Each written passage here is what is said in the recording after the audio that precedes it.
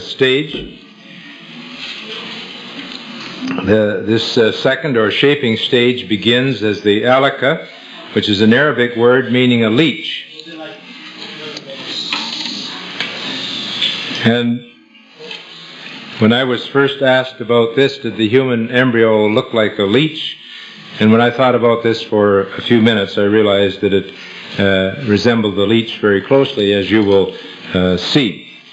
During the early stage, the embryo loses its rounded shape and elongates until it takes the shape of a leech.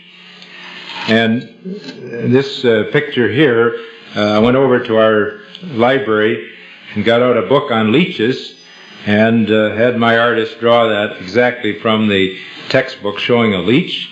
And here is a human embryo here, and they're on the 21, 22 days. And I think you have to agree that they look very much alike.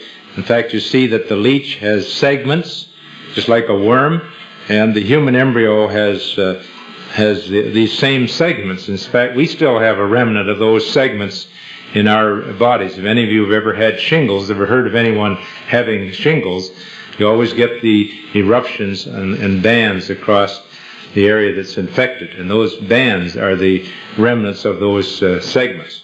So this is what I believe to be the leech-like appearance of the human embryo. And I believe in my descriptions in my book, I talk about it having a leech-like appearance. The similarity between the embryo and a leech is amazing. The embryo is attached to the wall of the chorionic sac, which is attached by chorionic villi to the endometrium or lining of the uterus. And so the human embryo is attached to the lining of the uterus, just like a leech will attach to your skin. I don't know whether you have leeches here or not, but we have certain lakes in Canada. If you go in swimming, these leeches will attach to your skin and suck the blood. So the analogy there is quite amazing. Initially, the embryo acquires a primitive circulatory and nervous system during this early stage. Thus, the term Alaqah refers to the leech-like external appearance of the embryo, as well as to its clinging relationship to the uterus, and is an appropriately descriptive term for this stage. Another meaning mentioned by the interpreters for Alaqah is similar to a blood clot. And the external appearance of the embryo during this phase is similar to that of blood due to the appearance of the primitive heart and the cardiovascular system. If you look at the picture at the bottom, it shows an embryo of about 22 or 23 days, and the bottom is the yolk sac, and the embryo is the part at the top, and you see all these blood vessels.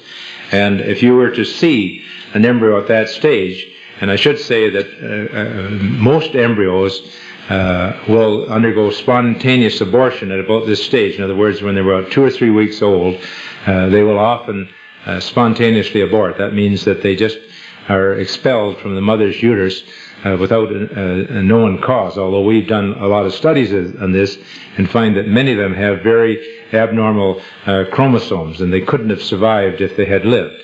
So, as we used to say in the old days, this was God's way of ridding the body of something that was very abnormal.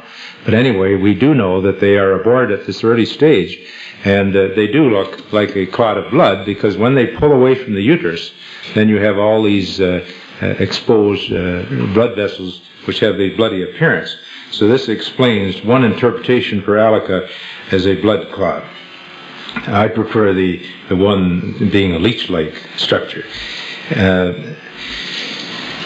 Now, the blood does not circulate until the end of the 3rd week, but on the 21st day, the heart of the embryo connects with blood vessels in the embryo, the connecting stalk, and the chorion, and the blood starts to circulate, as you could see in this diagram in the bottom. Thus, the embryo takes the appearance of a blood clot, even though its blood is fluid. And these features incorporate the other meaning of a blood clot for the Alaqah phase. Now, the next